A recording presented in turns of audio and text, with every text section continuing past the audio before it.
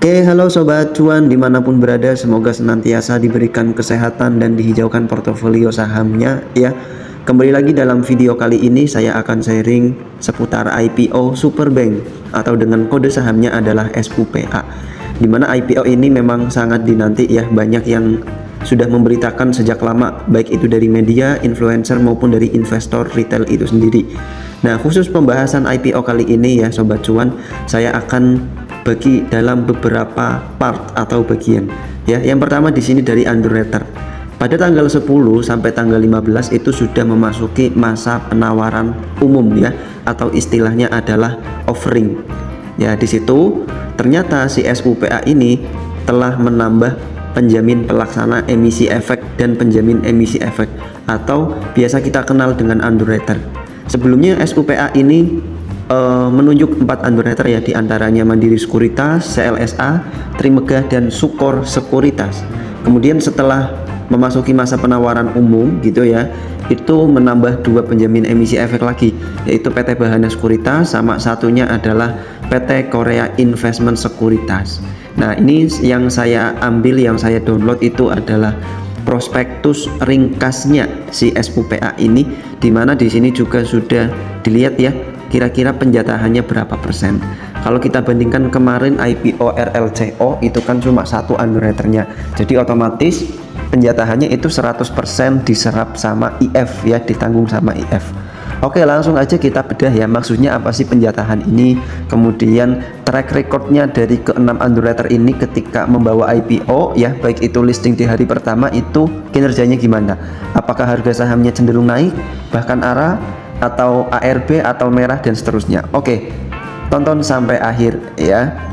Jadi di sini sudah saya rangkumkan ya, dimana penjamin emisi efek, penjatahan emisi efek IPO SUPA ya. Jadi kalau teman-teman belum tahu IPO Hunter pemula nih ya, underwriter itu apa sih? Underwriter itu adalah perusahaan sekuritas yang tugasnya itu menjamin penjualan saham saat melakukan IPO.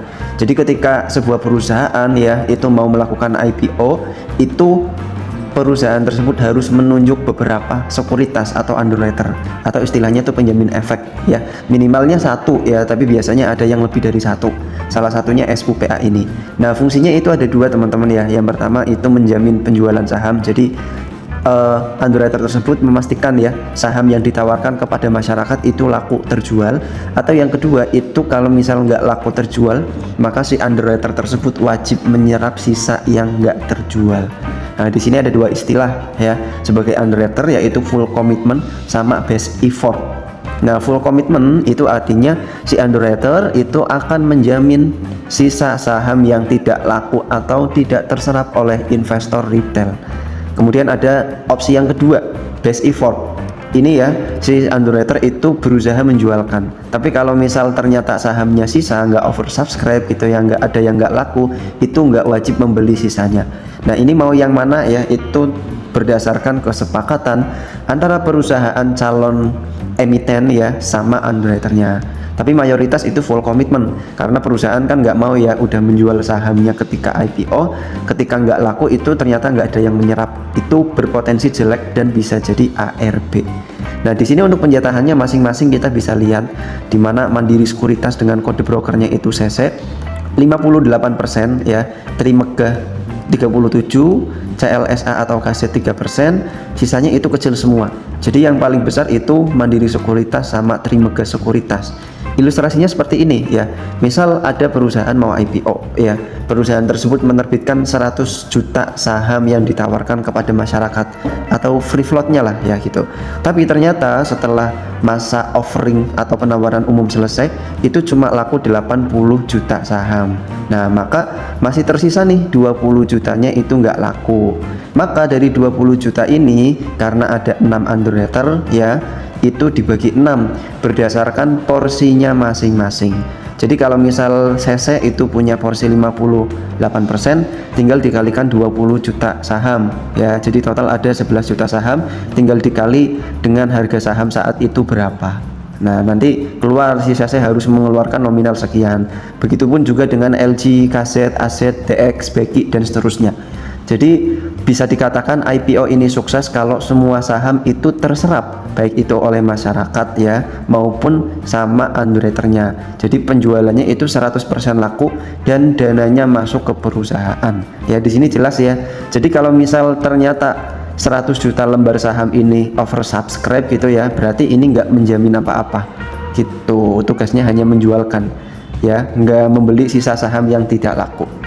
Oke, yang pertama itu. Yang kedua kita akan melihat track record ya IPO yang dibawakan oleh beberapa sekuritas atau underwriter yang ada di sini. Ya, kurang lebih ada 6. Porsi yang paling besar itu ada di Mandiri Sekuritas atau CC. Ya, langsung aja kita lihat. Di sini saya punya data ya dari tahun 2021 sampai 2025 kemarin, di mana Mandiri Sekuritas itu membawa beberapa ya perusahaan yang udah IPO atau listing.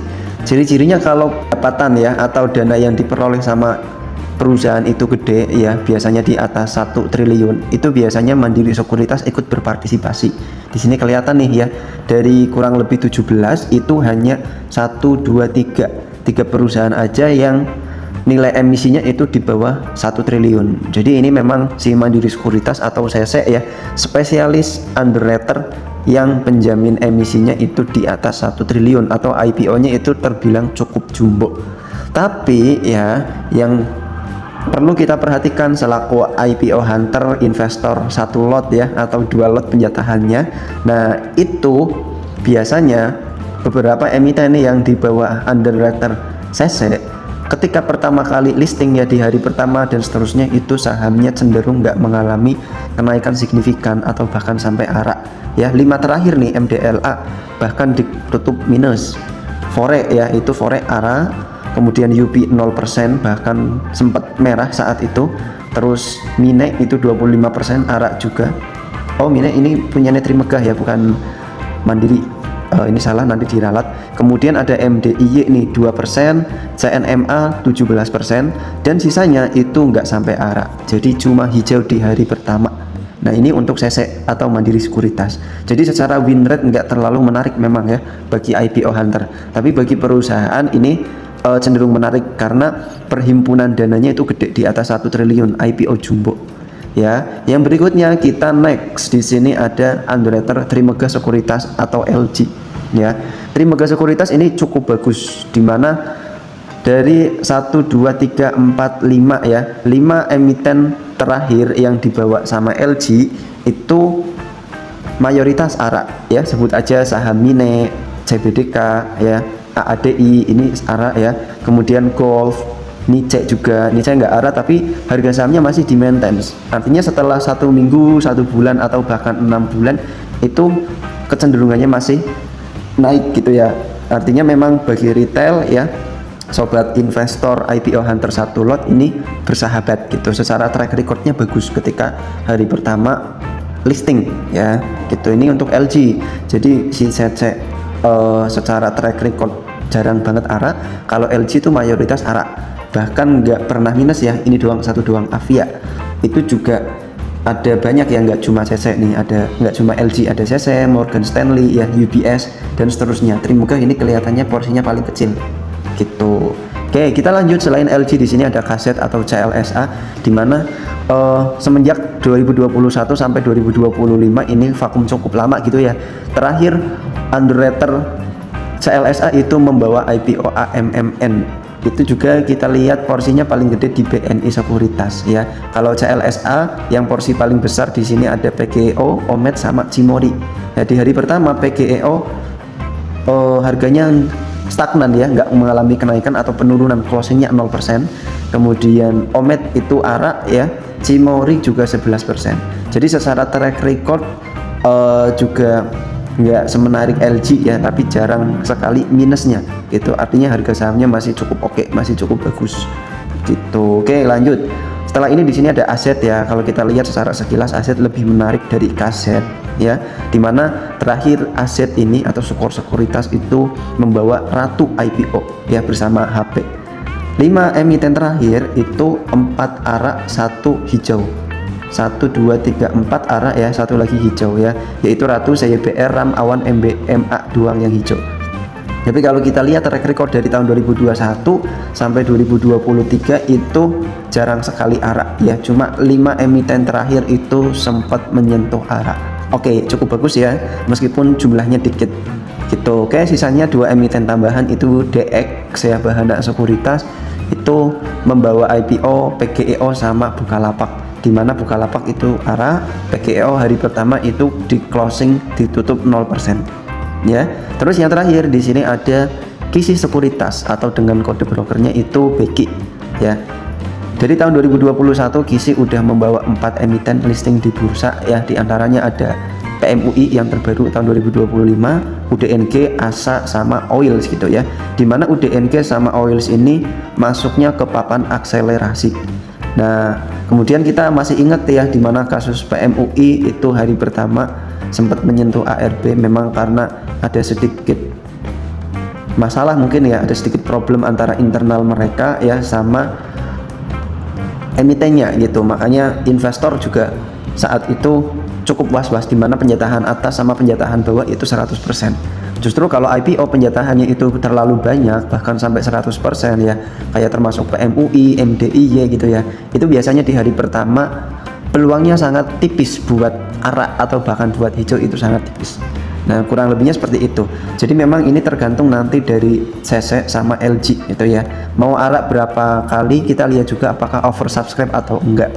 Kemarin saya sempat order ya, coba order ketika masa penawaran awal itu terakhir sudah 400.000. Artinya dengan free float 13% ya, itu ada potensi hari pertama itu ARA. Atau nanti arahnya berapa kali masih belum tahu ya, nanti coba kita cek. Kalau misal ternyata antriannya itu di atas 700.000 melebihi RLCO yang kemarin, maka bisa ARA beberapa hari tentunya ya. Pastinya juga tergantung antara CC apakah langsung jualan di hari pertama, kemudian dari LG nya sendiri apakah masih bisa menampung atau enggak, karena porsi yang lebih banyak itu ada di CC sebesar 58%, lebih dari separuhnya. Oke, kurang lebih seperti itu ya Sobat Cuan. Untuk part selanjutnya jangan lupa subscribe, like, and share ya, agar dapat notifikasi terbaru dari channel trading saham, Trading Corner Saham Indonesia. Dan semoga informasi ini bermanfaat ya. Tentunya disclaimer, ini bukan rekomendasi untuk beli atau jual, ini hanya analisis berdasarkan track record ya, sama penjatahan dari penjamin emisi efek atau underwriter IPO Supa ini. Oke, terima kasih Sobat Cuan dan sampai jumpa di video berikutnya.